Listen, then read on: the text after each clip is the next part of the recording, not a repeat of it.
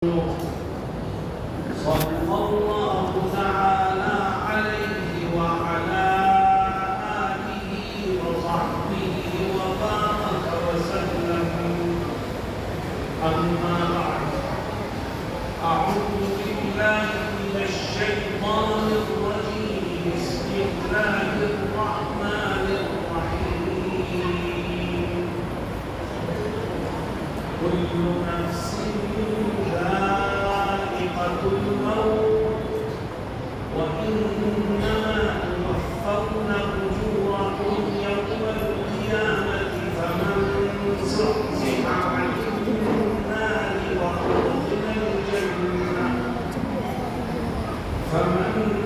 زحزح عن النار وأدخل الجنة فقد فاز وما الحياة الدنيا إلا متاع الغرور.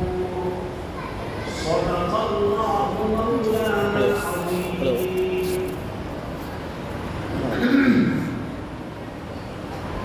حضرات علماء کرام، وہ آواز ہلکی کرو. عزیز ساتھیوں، دوستوں اور بزرگوں، میں آج فجر کے وقت سے سفر پر نکلا ہوا ہوں اور پورا دن سفر میں گزرا. اس پوزیشن میں نہیں تھا کہ آپ کے اس پروگرام میں آ سکتا، لیکن ایک چیز مجھے کھینچ کر کے لائی. میں نے مفتی عبدالمتین سے کہا تھا کہ میں نہیں شہید ہوں، کسی اور کو لے گا، مگر ایک چیز ایسی میرے سامنے آئی کہ میں مجبور ہو گیا کہ ہر حال میں مجھے شہید ہو. وہ چیز کیا تھی؟ وہ چیز یہ تھی کہ مفتی عبدالمتین نے مجھ سے کہا کہ وہ عام جلسہ نہیں ہے، وہ ختم قرآن کی محفل ہے. تو میں نے سوچا کہ مسلمان کا رشتہ اگر قرآن سے مضبوط نہیں ہوگا تو کس سے مضبوط ہوگا؟ آدمی جوخم اٹھائے، پریشانیاں جھیلے، تکلیفیں برداشت کرے، لیکن قرآن سے اپنے رشتے کو مضبوط رکھے گا تو اس کی دنیا بھی کامیابی سے گزرے گی، اس کی آخرت بھی کامیابی سے. اور جب مسلمان کا رشتہ اللہ کی کتاب سے ٹوٹ جائے گا تو پھر یاد رکھو خدا کی رحمت کے دروازے بند. آج امت بہت پریشان ہے، دشمنوں کے نشانے پر جان مال عزت آپ کو ہر چیز داؤں پر رہی. وجہ کیا ہے؟ ہمارا رشتہ اللہ کی کتاب سے منظور ہے. ہمارے گھروں میں قرآن موجود ہے، لیکن اس پر گھر کی تہے جلتی رہتی ہے. ہمیں اٹھا کر کے پڑھنے کی توفیق دن پر دن اور رات پر رات گزرتی رہتی ہے. ہم دنیا کے دھندوں میں مصروف رہتے ہیں، اللہ کی کتاب کو پڑھنے سمجھنے کا ہمیں موقع ہی نہیں. تو دشمن مسلط نہیں ہوگا تو کیا، بربادی اور تباہی نہیں آئے گی تو اور کیا. نبی کریم صلی اللہ علیہ وسلم ایک حدیث شریف میں عجیب و غریب بات فرماتے ہیں، کہتے ہیں کہ قرآن کریم اللہ کی کتاب ہے. اسی کی وجہ سے قوموں کو عروج ملے گا، عزت ملے گی، کامیابی ملے گی، اور اسی کی وجہ سے قومیں ذلیل و خوار اور بے عزت. جب امت کا رشتہ اللہ کی کتاب سے جڑے گا تو اللہ امت کو قرآن کی برکت سے عزت عطا کامیابیاں عطا فرمائے گا، ترقی کی راہوں کو کھول دے گا. اور جب امت کا رشتہ اللہ کی کتاب سے ٹوٹے گا یقیناً ہمارے اوپر ظالم اور جابر حکمراں مسلط ہیں۔ نہ دن میں چین ہوگا، نہ رات میں سکون، نہ جان محفوظ ہوگی، نہ مال محفوظ۔ بتاؤ آج یہ ہو رہا ہے کہ نہیں ہو رہا ہے؟ میرے دوستوں اور ساتھیوں، میں قرآن کریم کی کچھ تعلیمات آپ کے سامنے رکھوں۔ بچے نے قرآن کریم کے آخری آیات پڑھی اور دعا میں شریک ہو گئے، بس قرآن کا حق ادا ہو گیا؟ یہ ہماری بھول ہے۔ اس لیے قرآن کریم کی کچھ تعلیمات میں آپ کے سامنے رکھوں گا جس سے آپ اپنی زندگیوں کو سدھارنے میں کامیاب ہیں۔ مگر میری ایک شرط ہے، اور شرط یہ ہے کہ یہ عہد کرو کہ جو کچھ سنیں گے اس پر عمل اور میرے قریب آ کر کے بیٹھو، بیچ میں جگہ مت چھوڑو، مل کے بیٹھو، پیچھے کے لوگ اٹھ کے آگے کو آؤ۔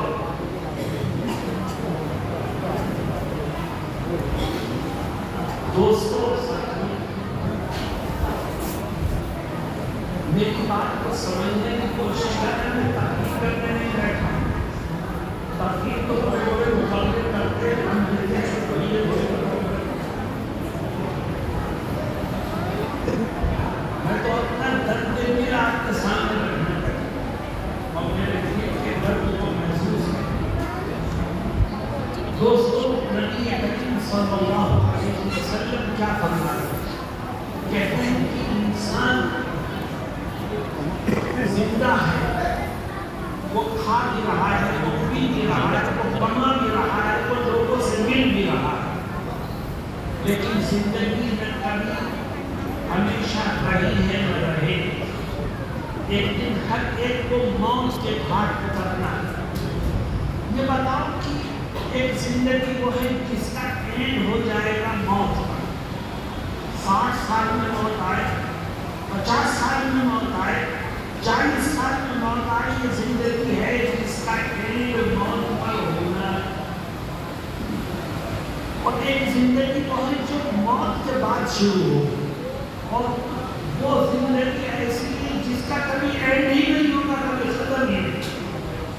تو جو زندگی ختم ہونے والی ہے اس کے لیے تو بڑی محنت کرتے ہو، بڑی تیاری کرتے ہو، روکا جوڑ کرتے ہو۔ یہ بتاؤ جو زندگی کبھی ختم نہیں ہوگی اس کے لیے کیا تیاری ہے؟ نبی کریم صلی اللہ علیہ وسلم کیا کہتے ہیں؟ موت ایک دن آنی ہے۔ اللہ کہتا ہے کہ کوئی بڑے سے بڑا زمیندار ہو، مالدار ہو، بادشاہ ہو، پیسے والا، موت سے کوئی بچ نہیں سکتا۔ حتیٰ کہ قرآن ایک مثال دیتا ہے۔ دیکھو گفتگو قرآن کے ارد ہوگی، قرآن ایک مثال دیتا ہے۔ کیا کہتا ہے؟ اَيْنَمَا تَكُونُوا يُدْرِكْكُمُ الْمَوْتُ وَلَوْ كُنْتُمْ فِي بُرُوجٍ مُشَيَّدَةٍ۔ اللہ کہتا ہے تیرے پاس پیسہ ہے، تو نے موت سے بچنے کے لیے بہت مضبوط قلعہ بنایا اور اس میں جا کر کے بیٹھ گیا، سارے دروازے بند کر دیے، کھڑکیاں بند کر دی تاکہ موت سے بچ سکے۔ رب ذوالجلال کیا کہتا ہے؟ جب تیری موت کا ٹائم آئے گا تو اس قلعے کی مضبوط دیواریں تیری حفاظت نہیں کر سکتی، اس کے بند دروازے تجھے نہیں بچا سکیں گے۔ جب وقت آئے گا تو تجھے اللہ کے یہاں جانے۔ میرے دوستوں اور ساتھیوں، انسان مر گیا، مر کے ختم ہو جاتا ہے کیا؟ ہم یہ سمجھتے ہیں جو مر گیا اس کی کہانی ختم ہو گئی، مگر یہ ہماری بھول ہے۔ یاد رکھو، موت سے کہانی ختم نہیں ہوتی، موت سے کہانی شروع ہوتی۔ اب پتہ چلے گا کیا کر کے آیا تھا اور تجھے اپنے کیے کا کیا بدلا۔ نبی کریم صلی اللہ علیہ وسلم فرماتے ہیں جب انسان کے جسم سے جان نکلتی ہے تو وہ 3 چیزوں کو چھوڑتا ہے اس دنیا میں، اور دیکھو ان 3 چیزوں میں سے اس کے ساتھ کون سی چیز چاہتا ہے؟ فرماتے ہیں جب انسان مرتا ہے تو 3 چیزیں چھوڑتا ہے۔ نمبر 1 مال، نمبر 2 رشتے دار، اور نمبر 3 اپنے اعمال۔ آقا فرماتے فرماتے ہیں تیری ڈیڈ باڈی کو اٹھا کر کے، تیری لاش کو اٹھا کر کے جب لوگ غسل دے کر کفن پہ لپیٹ دیں گے اور کفن پہ لپیٹ کر تیرا جنازہ جیسے ہی گھر سے باہر نکلے گا تو سمجھ لے مال و دولت نے تو تیرا ساتھ نہیں چھوڑا، کیونکہ مثل مشہور کفن میں جیب نہیں ہوتی، نہ الماری کی چابیاں تیرے ساتھ جائیں گی، نہ روپے کی گڈیاں تیرے ساتھ جائیں گی، نہ بینک کی چابیاں تیرے ساتھ جائیں گی، تیرا یہ تن ہوگا اور یہ کفن میں لکھا ہوگا۔ مال و دولت میں تو ساتھ پہلے ہی مرحلے میں چھوڑ، اب تیرے رشتے دار جو تیرے جنازے کو کندھے پر اٹھا کے قبرستان کی طرف، حضرت محمد مصطفیٰ صلی اللہ علیہ وسلم فرماتے ہیں جب رشتے دار جنازے کو لے کے چلتے ہیں تو مرنے والا بولتا ہے، جنازہ بولتا ہے۔ بھائی تم نے کبھی سنا جنازے کو بولتے ہوئے؟ بولو بھائی، نہیں سنا؟ تم کہو ہم نے بھی سنا، مگر آقا کہتے ہیں تو ہم یقین لاتے ہیں کہ یقیناً بولتا ہوں۔ آقا کہتے ہیں تو ہمارا ایمان ہے یقیناً بولتا۔ کیا بولتا ہے؟ فرماتے ہیں جب جنازے کو لے کے لوگ قبرستان کی طرف چلتے ہیں تو اگر وہ جنازہ نیک آدمی کا تو وہ بولتا ہے اور کہتا ہے کہ اے لوگوں مجھے جلدی سے میری آخری منزل تک پہنچاؤ جہاں میرے رب نے میرے لیے جنت کی نعمتوں کو تیار کر۔ اور جب جنازہ کسی گناہگار انسان کا ہوتا ہے تو فرماتے ہیں جب اس کے رشتے دار قبرستان کی طرف لے کر کے اسے چلتے ہیں تو وہ چیختا ہے، چلاتا ہے، کہتا ہے اگر مجھے کہاں تباہی کی طرف لے جاتا ہے، کہاں بربادی کی طرف لے جاتا ہے، کہاں جہنم کے عذاب کی طرف لے جاتا ہے۔ اللہ کے نبی صلی اللہ علیہ وسلم فرماتے ہیں جنازہ بولتا ہے پر اس کی آواز انسان اور جنات کے سوا ہر مخلوق سے، انسان اور جنات کے سوا۔ لوگ جنازہ لے کے قبرستان جاتے ہیں، تیرے رشتے دار ابھی تیرے ساتھ چلتے ہیں، جنازہ قبرستان میں پہنچتا ہے، قبر کے کنارے جنازے کو رکھا جاتا ہے۔ اب جنازے کو قبرستان قبر میں اتارنے کا موقع آتا ہے، سارے رشتے دار تیرے کھڑے ہیں، صرف ایک یا دو آدمی نیچے اتر اور تیرے جنازے کو سہارا دے کر وہ جنازہ قبر میں رکھے، اور جب بند کرنے کا وقت آئے گا تو وہ دونوں بھی اوپر آ جائیں گے۔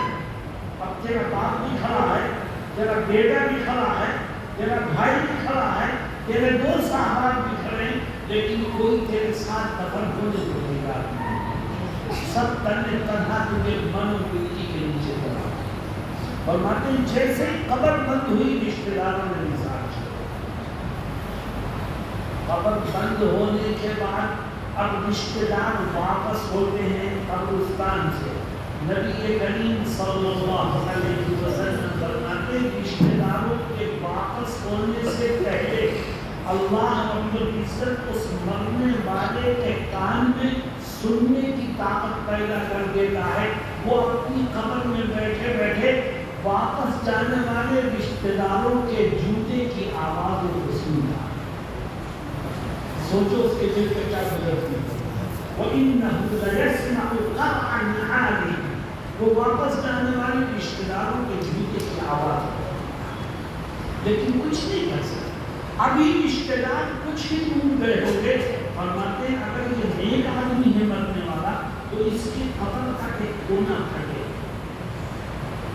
اور اس کونے سے قبر کے اندر ایک بہت حسین و جمیل انسان رہا۔ یہ شخص حیران ہوگا، کہے گا کہ میرے رشتے دار تو مجھے چھوڑ گئے، تو کون ہے؟ میری قبر میں کیوں آیا؟ تو جیسا خوبصورت انسان تو میں نے آج تک دیکھا ہی نہیں، تو ہے کون؟ تو وہ جواب کیا دے گا؟ غور سے سنو جواب اس کا، کیونکہ ہم میں سے ہر ایک کے ساتھ کیا ہونے والا ہے۔ وہ جواب کیا دے گا؟ کہے گا انا عملک الصالح، کہے گا میں کوئی اور نہیں ہوں، دنیا میں تم نے نیکیاں کی تھی، خدا نے تیری نیکیوں کو میری شکل میں بنا کر تیرے ساتھ۔ اب دیکھو قبر میں کون ساتھ گیا؟ مال ساتھ گیا، رشتے دار ساتھ گئے، کون سی چیز ساتھ گئی؟ انسان کا عمل ساتھ. اور وہ خوبصورت انسان کہے گا کہ تیری نیکیاں میں تیرے ساتھ ہر مشکل میں تیری مدد. اس کی برکت سے اللہ اس کی قبر کو منور کر دے گا، تا حد نگاہ وسیع اور کشادہ کر دے گا، اور اس کی قبر کو جنت کے باغ میں تبدیل کر دے گا. اور اگر یہی مرنے والا گناہگار ہوگا تو اس کی قبر کا بھی ایک حصہ پھٹے گا، اور اس میں جو شخص داخل ہوگا وہ نہایت گھناؤنی شکل کا، بری شکل کا ہو، ڈراؤنی شکل کا. وہ اس کو دیکھ کر کے کانپ جائے گا. میرے سب ساتھی چلے گئے، تو میری قبر میں آ جائے تو ہے کون؟ میں نے تو جیسا بدشکل انسان آج تک. وہ کیا کہے گا؟ وہ کہے گا انا عمل کر خبیث، کہے گا میں کوئی اور نہیں ہوں. دنیا میں جو تم نے برے کرتوت کیے تھے، خدا نے تیرے برے کاموں کو میری شکل میں بنا کر تیرے اوپر مسلط کر دیا. اب میں ہر وقت تیرے ساتھ رہوں گا، تجھے پریشان کر. نبی کریم صلی اللہ علیہ وسلم فرماتے ہیں پھر اس مردے کے قبر کی دونوں دیواریں سمٹنا شروع ہوئی، ادھر والی دیوار بھی اور ادھر والی، اور دونوں سمٹتے سمٹتی اس طرح ایک دوسرے سے مل جائیں گی کہ اس مرنے والے کی ایک طرف کی پسلیاں دوسری طرف کی پسلیوں میں. بتاؤ انسان بھاگ کے جائے گا. میں ایک سوال کرتا ہوں، میرے سوال کا جواب دینا، زور سے دینا، سمجھ کے. یہ بتاؤ کہ تم قبر میں اچھا ساتھی چاہتے ہو کہ نہیں؟ اپنی قبر کو جنت کے باغ میں تبدیل کرانا چاہتے ہو کہ نہیں؟ وہ اگر یہ چاہتے ہو کہ خدا تمہیں قبر میں اچھا ساتھی نصیب فرمائے اور تمہاری قبر کو جنت کا باغ بنا دے تو اس کے لیے تیاری ابھی سے کرو. صرف 4 کام کرو. جس نے یہ 4 کام کیے اللہ اس کی قبر کو جنت کا باغ اور اس کو قبر میں بہترین ساتھی عطا. وہ 4 کام ہیں کیا؟ میں ایک ایک کر کے ذکر کروں گا، مگر آپ اس وعدے کے ساتھ سنو کہ انشاءاللہ ہم اس پر زندگی کے آخری سانس تک عمل کریں گے. سب سے پہلا، اگر یہ چاہتے ہو کہ قبر میں اچھا ساتھی ملے اور خدا آپ کی قبر کو جنت کے باغ میں تبدیل کرے، تو سب سے پہلا کام یہ کہ آج سے اس بات کا عہد کر لو کہ جب تک جسم میں جان اور بدن میں روح رہے گی اس وقت تک روز آنا 5 ٹائم کی نماز پابندی سے پڑھتے رہے. من چاہی نماز نہیں، اللہ کی چاہی نماز. اور آج مسلمان من چاہی نماز پڑھا، خدا کی چاہی نماز نہیں پڑھا. اس میں بہت سے لوگ ایسے ہوں گے جو نماز تو پڑھتے ہیں، میرے والد انہیں نمازی سمجھتے ہیں، لیکن جب ان کی نماز کی تحقیق کرو تو پتہ چلے گا نماز تو پڑھتے ہیں لیکن کسی دن 2 پڑھ لی 3 چھوڑ دی، کسی دن 3 چھوڑ دی 2 پڑھ لی، کبھی عشاء پڑھے بغیر سو گئے اور کبھی فجر میں پڑھے سو گئے. جو 2 پڑھے 3 چھوڑے، 3 پڑھے 2 چھوڑے، تو وہ خدا کے حکم کو زندہ نہیں کر رہا ہے، وہ اپنی منچاہی نماز. اور خدا تیری نماز تیرے منہ پر مار دے گا. خدا کو ایسی نماز کے ساتھ کھیل مت کرو. آج مسلمان نماز کے ساتھ کھلواڑ کر رہا ہے. یہ مسجدیں جو محلے موجود ہیں، اگر محلے کی کسی مسجد میں فجر کی نماز میں چلے جاؤ تو ایسا لگتا ہے کہ یہ محلہ جوانوں سے خالی ہے. کیوں خالی ہے؟ فجر کی نماز میں جوان کہاں ہے؟ کیوں آدمی سب میں کچھ بڑی عمر کے لوگ رہتے ہیں، بقیہ مسجد کی سطح خالی ہوتی ہیں. یاد رکھو آج دنیا میں زلزلے آ رہے ہیں، طوفان ہوائیں چل رہی ہیں، زمین پھٹ رہی ہے، آبادیوں کی آبادیاں زندہ دفن ہو رہی ہیں. یہ خدا کا قہر ہے جو انسانوں کو بنا. اور آج زلزلوں کی تاریخ اٹھا کے دیکھو، چاہے پرانی تاریخ ہو یا نہیں، آپ کو اندازہ ہوگا کہ مسلم ملک کلمہ پڑھنے والے لوگ زیادہ اس کی تباہی کا شکار ہیں۔ کیوں؟ کلمہ پڑھتا ہے خدا کا اور کام کرتا ہے خدا کے دشمنوں کا۔ ایک تو خدا دشمن ہے اور تو کلمہ پڑھ کے بھی دشمنوں والی راہ پر چلتا ہے، تو خدا اس کو کیسے برداشت کرے؟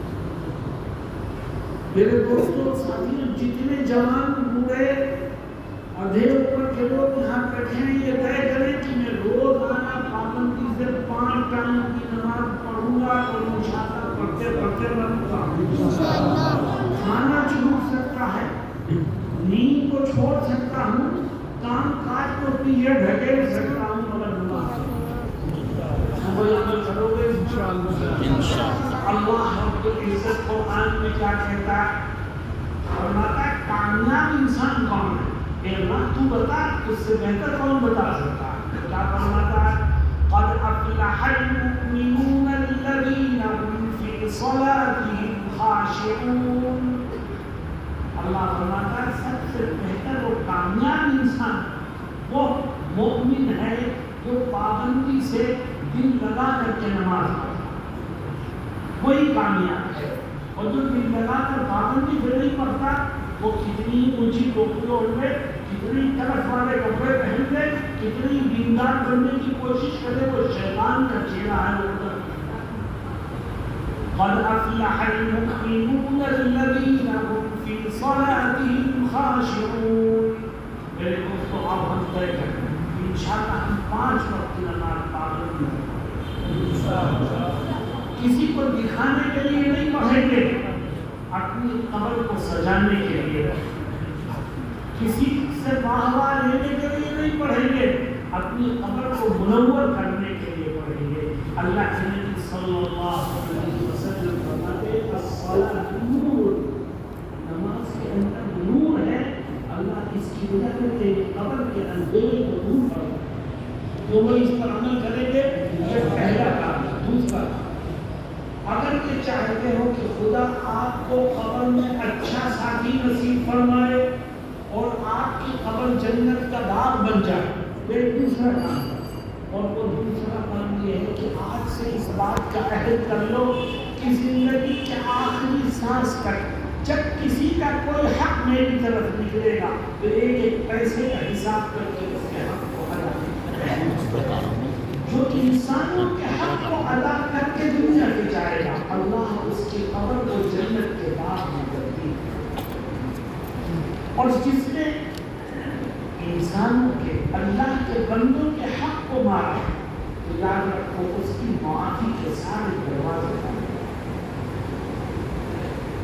حق تلفی کی، کس کا حق مارا؟ بھائی کا حق مارا، بہنوں کا حق مارا، کاروبار میں شریک پارٹنر کا حق مارا، پڑوسی کا حق مارا، بہت پیسے کو نے جمع کر لیے اور پھر جاتا ہے حج کرنے کے لیے، پھر جاتا ہے عمرہ کرنے کے لیے، اور یہ سمجھتا ہے کہ حج اور عمرے سے میرے سارے پاپ دھل جائیں گے۔ یہ تیری بھول ہے۔ ایک نہیں 100 عمرے کر کے، ایک نہیں 100 حج کر کے، لیکن اگر کسی کا حق مارا ہے تو یہ ایسا گناہ ہے جو تیری کسی نیکی سے معاف نہیں، اور خدا کی فضل سے تیری کوئی نیکی تجھے نہیں بچے۔ آج افسوس کی بات یہ ہے کہ حق تلفی کا گناہ مسلمانوں میں عام ہے اور خوف خدا دل سے نکل۔ یاد رکھو موت سے پہلے سب کے حق کو ادا کرو، اور وہ شخص جو مرتے وقت کسی کا حق اپنی گردن پر لے کر جائے تو اس کا انجام کیا ہوتا ہے۔ میں ایک واقعہ سناتا ہوں جو نبی کریم صلی اللہ علیہ وسلم کے زمانے میں مدینہ المنورہ جب کسی کی وفات ہو جاتی تو لوگ اپنے مرنے والے کا جنازہ دور دراز سے کنٹرول کر کے مسجد نبوی لے کر آتے، اور ہر ایک کی خواہش ہوتی کہ میرے کسی رشتے دار کی نماز جنازہ حضرت محمد مصطفیٰ صلی اللہ علیہ وسلم پڑھائے۔ کیونکہ صحابہ کو یقین تھا کہ جس کی نماز جنازہ آقا پڑھا رہی ہے اللہ اس کی مغفرت۔ لیکن نبی کریم علیہ السلام کا معمول کیا تھا؟ آپ تشریف لا کریں اور جنازے کے قریب جا کے رک جاتے، پیچھے مڑ کر کے لوگوں سے مخاطب ہوتے اور فرماتے کہ اس مرنے والے کی گردن پر کسی کا حق تو نہیں ہے، کسی کا قرضہ تو نہیں ہے، کسی کے پیسے بھی اس کی طرف نہیں چل رہے ہیں۔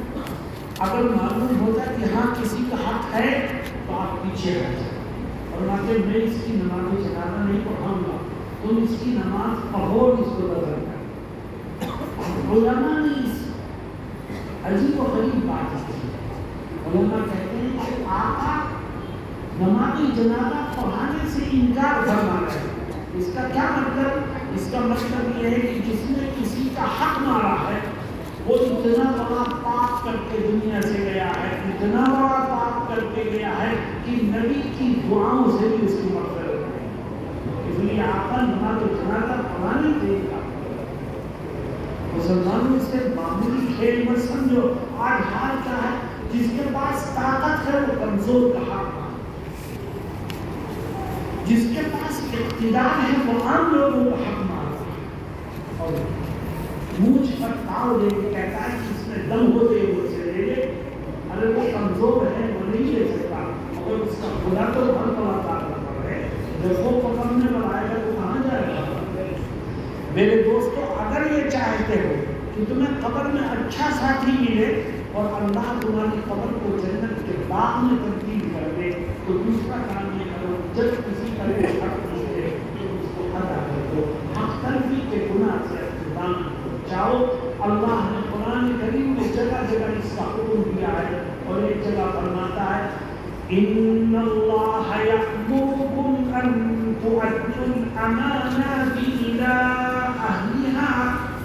اے لوگوں، جس کی امانت اور جس کا حق تمہاری طرف ہے تم وہ امانت اور حق صاحب حق کو ادا کر دو، اس میں ادا کرنے میں کوتاہی مت کرو، تمہارا رب تم کو یہ حکم دے گا۔ تو آؤ آج سے ہم طے کریں گے انشاءاللہ زندگی کے آخری سانس تک اس پر عمل کریں انشاءاللہ۔ میرے دوستوں ساتھیوں، تیسرا کام، اگر یہ چاہتے ہو کہ قبر میں خدا آپ کو اچھا ساتھی نصیب فرمائے اور آپ کی قبر کو جنت کے باغ میں تبدیل فرمائے تو آپ ایک تیسرا کام ہے، اور وہ تیسرا کام یہ ہے، غور سے سن لو، پتہ نہیں پھر ہمیں آپ کو مل بیٹھنے کا موقع ملے گا۔ تیسرا کام یہ ہے کہ آج سے طے کرو کہ زندگی کے آخری سانس تک میں کسی کو اپنی زبان سے اور اپنے ہاتھ سے ناحق کوئی تکلیف نہیں اور نمازی ہے اور روزے بھی رکھتا ہے، مسجد کی پہلی صف میں بھی آتا ہے، لیکن جس کو چاہتا ہے اپنی زبان سے جو چاہتا ہے کہے گا، جس کو چاہتا ہے ہاتھ سے تکلیف پہنچاتا ہے، نہ کسی کی عزت کا خیال، نہ کسی کا احترام، اور جو من میں آیا وہ کہہ دیا۔ دیکھو، اپنی زبان اور ہاتھ سے کسی کو تکلیف مت پہنچاؤ، ورنہ ہوگا کیا؟ تم نے جس کو تکلیف پہنچائی ہے وہ مظلوم ہے اور تم ظالم۔ اللہ کے نبی صلی اللہ علیہ وسلم کیا فرماتے ہیں؟ کہتے ہیں اتق دعوۃ المظلوم فإن ليس بينها وبين الله حجاب۔ مظلوم کی آہ سے بچ، کیوں؟ اس لیے کہ اس کے دل سے جو آہ نکلتی ہے وہ سیدھی عرش الہی ہے۔ اپنی زبان کو قابو کریں، اپنے ہاتھوں کو قابو کریں، کسی کو ناحق تکلیف مت پہنچائیں۔ حضرت محمد مصطفیٰ صلی اللہ علیہ وسلم فرماتے ہیں المسلم من سلم المسلمون من لسانه ويده۔ مسلمان وہ ہے جس کے ہاتھ سے بھی کسی کو تکلیف نہ پہنچے اور جس کی زبان سے بھی نہیں پہنچے۔ آج ہم ہاتھ اور زبان کے گناہ اور یاد رکھو زبان کا گناہ خاص طور پر زبان کا گناہ انسان کی ہر نیکی پر پانی بڑے سے بڑے عمل خیر کو بربادی کے گھاٹ اتارتے تھے۔ چنانچہ ایک روایت میں حضرت معاذ بن جبل رضی اللہ عنہ فرماتے ہیں کہ نبی کریم صلی اللہ علیہ وسلم نے مجھ سے کہا کہ اے معاذ، کیا میں تمہیں ابواب خیر کے بارے میں نہ بتاؤں؟ تو میں نے کہا حضور، خیر کے دروازے کون سے اعمال ہیں ضرور بتائیے۔ آپ نے فرمایا صدقہ کرتے رہو، تہجد کی نماز پڑھتے رہو، اللہ کے راستے میں جہاد کرتے رہو، یہ ابواب خیر ہے۔ جب صدقہ کرنا بہت بڑا نیکی کا کام، اللہ کے راستے میں جہاد کرنا تو بہت بڑی نیکی ہے۔ نوافل نفلی روزے رکھنا، تہجد کی نماز پڑھنا کتنی بڑی نیکیاں ہیں، لیکن ان نیکیوں کو ذکر کرنے کے بعد آپ فرماتے ہیں اے معاذ، کیا تم جانتے ہو کہ ان نیکیوں کی قبولیت کا دار و مدار کس پر ہے؟ اگر کوئی معاذ کہتے ہیں، میں نے کہا یا رسول اللہ، آپ ہی زیادہ جانتے ہیں، اللہ و رسولہ اعلم، اللہ اور اس کے رسول ہی جانتا ہے۔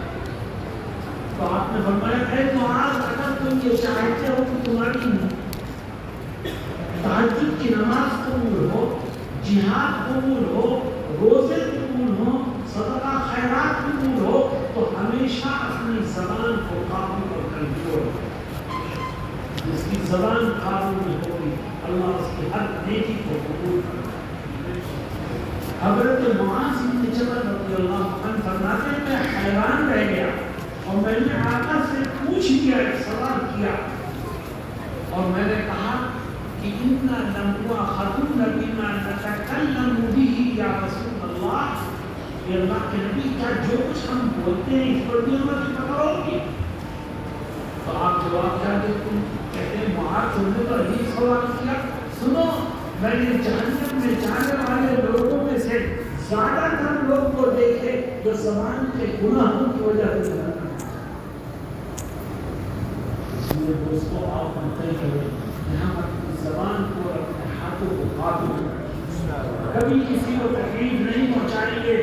یاد رکھو خدا تمہیں خبر میں اچھا ساتھی نصیب فرمائے گا اور تمہاری خبر کو جنت کے باغ میں تبدیل جو میں عمل کرو گے بس آخری چیز دیکھو مرنا ہے، بالکل قبر سے جانا ہے، اور قبر میں کوئی ساتھ نہیں، تنہا اور ہمارا عمل۔ اگر یہ چاہتے ہو کہ وہاں تمہیں اچھا ساتھی ملے اور اللہ تمہاری قبر کو جنت کا باغ بنا دے، تو ایک چوتھا کام کرو اور غور سے سنو اس کام کو۔ وہ کام یہ ہے کہ آج سے عہد کرو کہ زندگی کے آخری سانس تک اٹھتے بیٹھتے چلتے پھرتے کھاتے پیتے میں نبی کی ایک سنت پر عمل کروں، میں نبی کی سنتوں پر عمل کرے گا، اللہ اس کو قبر میں بہترین ساتھی عطا فرمائے گا اور اس کی قبر کو جنت کے باغ میں تبدیل کرے گا۔ لیکن مسلمانوں میرے دل کا یہ درد ہے کہ آج نبی کی سنتوں کو نقصان یہودیوں سے نہیں پہنچ رہا ہے، عیسائیوں سے نہیں پہنچ رہا ہے، کافروں اور مشرکوں سے نہیں پہنچ رہا ہے، نبی کی سنتوں کو نقصان خود مسلمانوں سے۔ مسلمان کلمہ پڑھتا ہے نبی کا اور نقل اتارتا ہے نبی کے دشمنوں کی، تو بتاؤ برباد نہیں ہوگا تو تباہی نہیں آئے گی تو کیا؟ اللہ رب العزت قرآن کریم میں کیا فرماتا ہے؟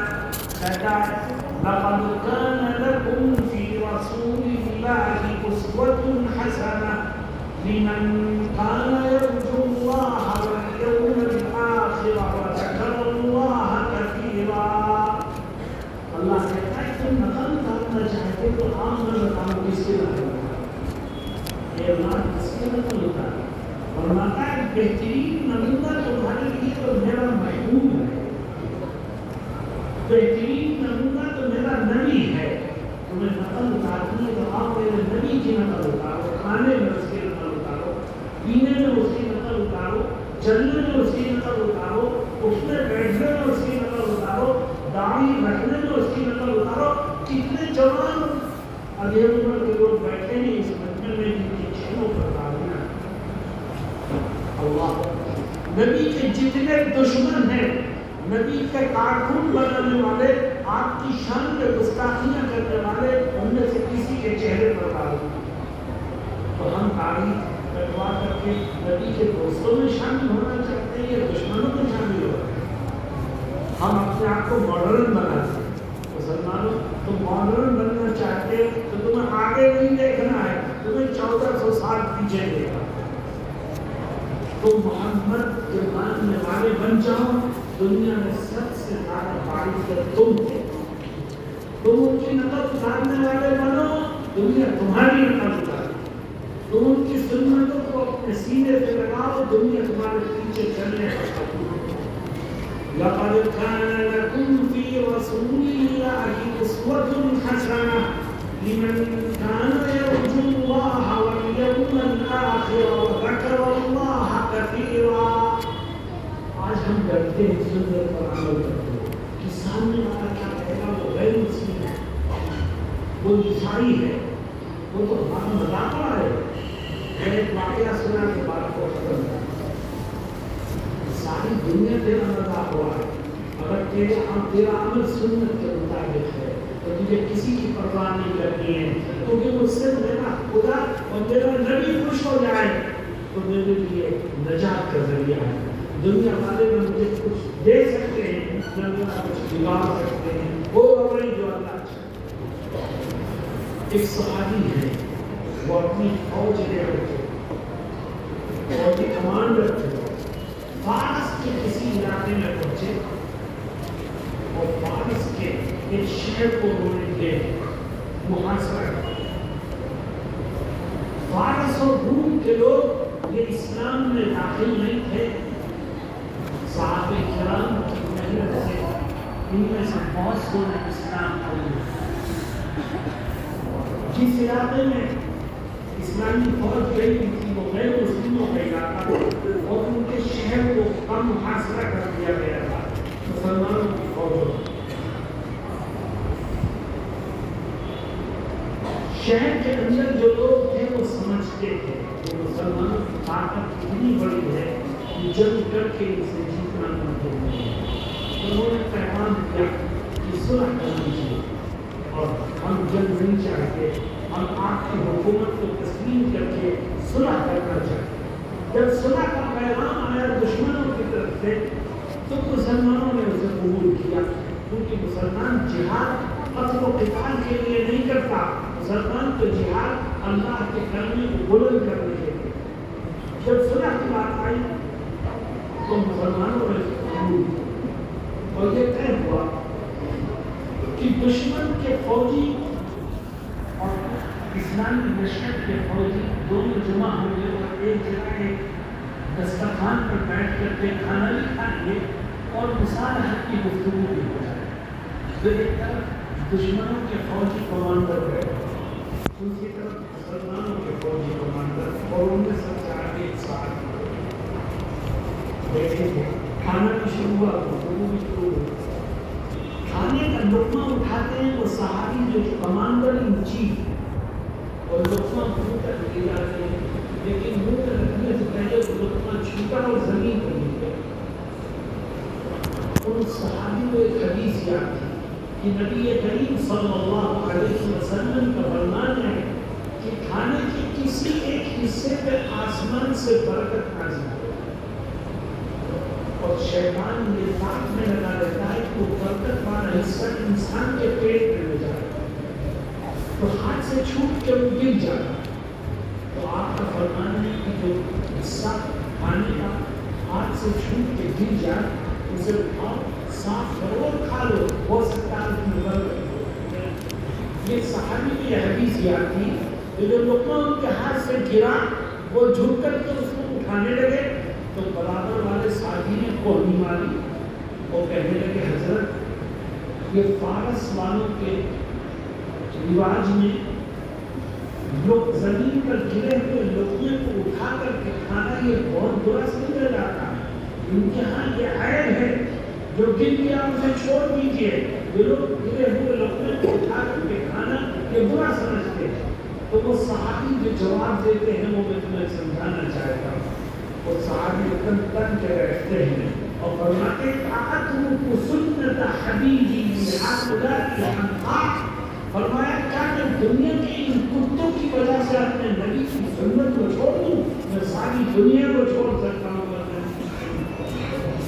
تو مسلمانوں چہروں کو داڑھیوں سے سجاؤ، شادی بیاہ کا موقع ہو سنت پر عمل کرو، اور یاد رکھو تمہاری شناخت ہی تمہاری زندگی کی ضامن ہے۔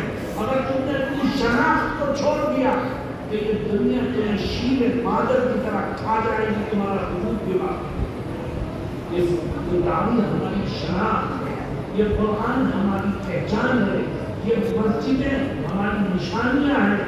ہم اگر زندہ رہنا چاہتے ہیں تو اپنے مذہبی شعائر کو اور نبی کی سنتوں کو دل و جان سے قبول کرے۔ یاد رکھو دنیا میں بھی عزت ملے گی، قبر میں بھی عزت ملے گی، میدان محشر میں بھی عزت ملے گی۔ اگر یہ چاہتے ہو کہ مرنے کے بعد قبر میں اچھا ساتھی ملے اور خدا آپ کی قبر کو جنت کے باغ میں تبدیل کرے تو یہ 4 بات۔ اور یاد رکھو اللہ کو نبی کی ضرورت ہے، آپ کی ضرورت ہے۔ وہ تو کہتا ہے واللہ الغنی وانتم الفقراء وان تتولوا يستبدل قوما غيركم ثم لا يكونوا امثالكم۔ اللہ فرماتا ہے مجھے تمہارے سجدوں کی بھی ضرورت نہیں، مجھے تمہاری نمازوں کی بھی ضرورت نہیں، میں تو شہنشاہوں کا شہنشاہ ہوں، تم مانو تب بھی میں بادشاہ ہوں، تم نہ مانو تب بھی میں بادشاہ ہوں۔ واللہ الغنی وانتم الفقراء، اللہ بے نیاز ہے، تم اس کے محتاج۔ اور آگے کیا کہتا ہے سنو، دیکھو میں نے اللہ کی باتیں آپ کے سامنے رکھی، اللہ کیا کہتا ہے؟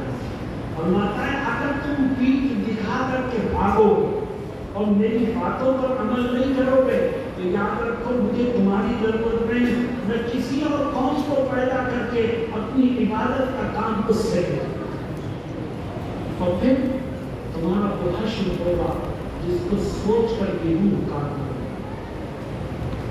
اور دیکھو آج کیا ہو رہا ہے میرے دوستوں، میں بولتا ہوں آپ سنتے رہیں، اس سے کچھ حاصل ہوگا۔ یہ طے کرو جو سنا ہے اس پر سب سے پہلی چیز روزانہ 5 ٹائم پابندی سے پابندی۔ دوسری چیز جب کسی کا کوئی حق نہیں ہے تو تیسری چیز کبھی کسی کو اپنی زبان سے اپنے ہاتھ سے نہ چوتھی چیز زندگی کے ہر قدم پر نبی کی سنت کو اللہ کو مجھے اور آپ کو کہنے اور سننے سے زیادہ عمل کی اور امتیاز اللہ کو بھی اور ان کے والدین کو بھی بہترین اجر و ثواب سے مالا مال فرمائے، اور وہ اساتذہ جنہوں نے محنت کی اور ان کو قرآن کریم پڑھایا، اللہ ان کی محنت کو قبول فرمائے، اور ہم سب کو دنیا اور آخرت کی اپنی رضا سے نعمتوں سے مالا فرمائے۔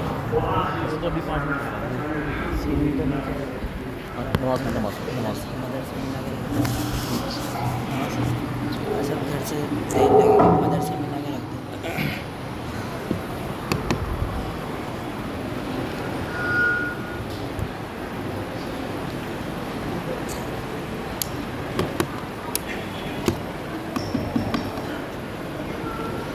جزاک اللہ چشمم باز کر دی، مولانا جان جہاں باز کر دی۔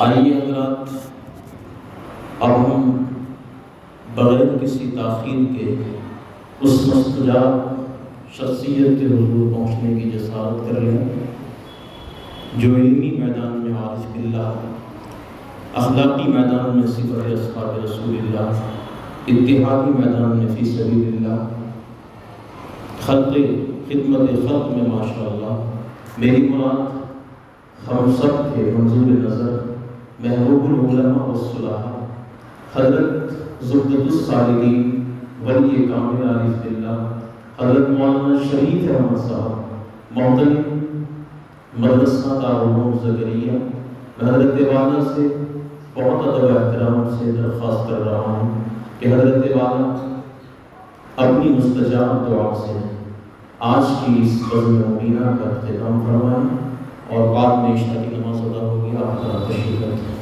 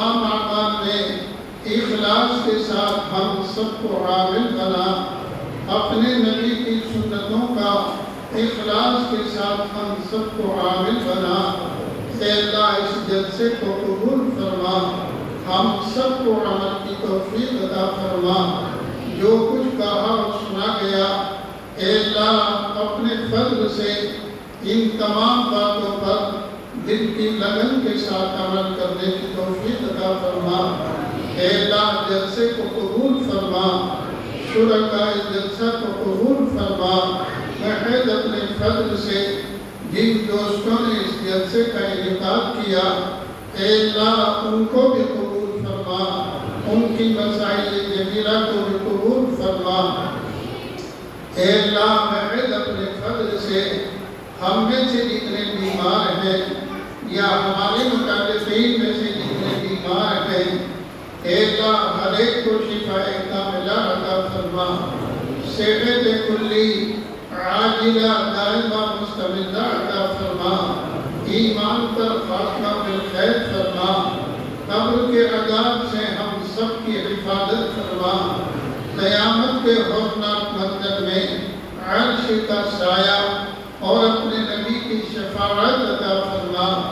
اے اللہ اپنی رضا اور خوشنودی عطا فرما کر جنت الفردوس میں اعلیٰ مقام عطا فرما۔ محض اپنے فضل سے ہماری دعاؤں کو قبول فرما۔ حضرت رسول پاک صلی اللہ علیہ وسلم کے صدقے اور طفیل میں قبول فرما۔ ربنا تقبل منا انك انت السميع العليم برحمتك يا